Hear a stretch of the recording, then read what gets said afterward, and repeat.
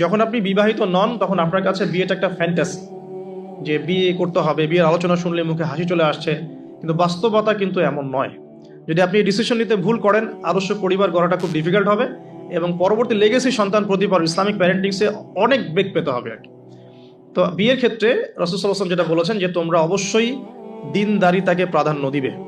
এখানে যদি তার সৌন্দর্য থাকে, সে দেখতে সুন্দর হয়, বংশ ভালো হয় এবং অর্থবিত্ত থাকে, এটা তো আপনার নূরুন আলা নূর, আলোর উপরে আলো।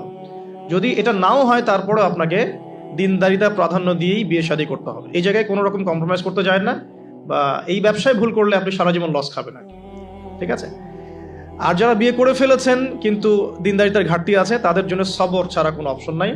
সবরের মধ্য দিয়ে ঠান্ডা মাথায় স্ত্রীকে বা স্বামীকে ওয়াজ নসিহত করতে করতে করতে, দোয়া করতে করতে, আল্লাহ যদি কোনোদিন হৃদয় বা কলবকে পরিবর্তন করে দেন, ইনশাল্লাহ আপনিও আপনার পরিবারটাকে আদর্শ পরিবার করতে পারবেন।